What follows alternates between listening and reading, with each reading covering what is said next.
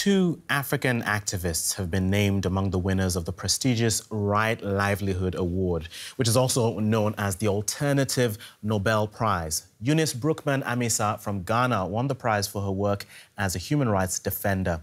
The other African prize winner is the Kenyan grassroots environmental activist Phyllis Omido. In her hometown, Mombasa, she's known for organizing protests that led to the closing of a local lead smelting plant.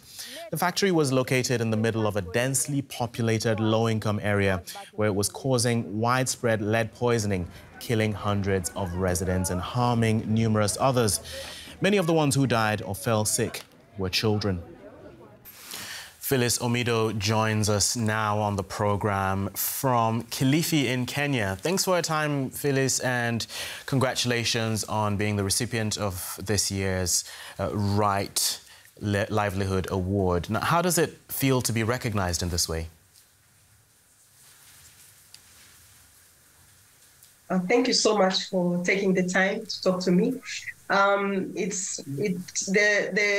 The recognition at this specific time is very timely because it came to us at a time where we were facing a lot of reprisals from governments because of the work that we are doing.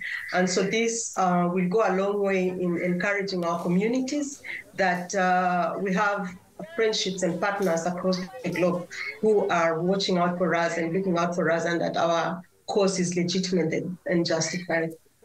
Because it's been a long journey for you fighting this battle for environmental justice. Why does this mean so much to you, Phyllis?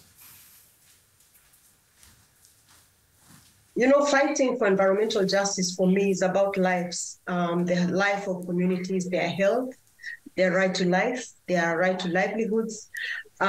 This is what the right to a clean and healthy environment means for our communities. And therefore, we cannot isolate this struggle. It touches us. For me personally, I've been affected because my son was exposed to lead from pollution. And he has suffered all his life because of that. And therefore, my struggle stems from the fact that I have experienced firsthand what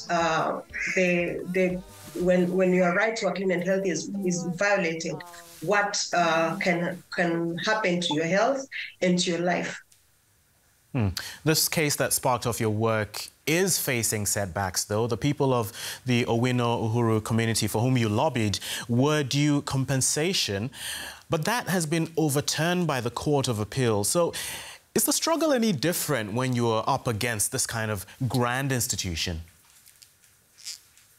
Yes, it is. In the previous government, we had a judiciary that was quite independent and quite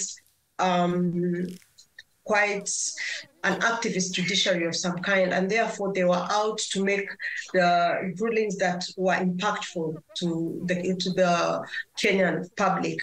We won the case, and the Land and Environment Court apportioned 70% liability to the state, which is a lot of money because it was around, the compensation was around 1.3 billion Kenya shillings, which is around $13 million US. And therefore, this award was to come from government. The Court of Appeal did not overturn per se. They apportioned 50% liability to the state, but they asked us to go to the Land and Environment Court to discuss the issue of quantum again, how much the community should be compensated, if it should be more than 1.3 billion or less than 1.3 billion. We have since appealed to the Supreme Court because we felt like this was not a just judgment. It was defeating the purpose of the law because it basically sought to put the victims through another similar process that they had already been through. And also, this was not a personal liability suit, and therefore there's no need for us to go back to the Environment and Land Court to prove injury, as the appeal court says. So we have appeal to the Supreme Court, and we are hoping that we'll get a date very soon. It does seem like a lot of work to put all this together, to go fighting right to the end. What advice would you give to someone watching this who wants to fight for a social cause but is worried about the giant task of taking on large establishments like corporates and government and dealing with these kinds of things you're describing? It's not only about winning the case, or it's not only about getting remedies for communities, but it's also the small gains that you get along the way. Because once you start fighting, like what we have done in the Unohu community, a lot has changed since we started this fight. When we began, government would never even give us an ear. They would ignore us, and they would not even act when we reported environmental violations against big corporate entities.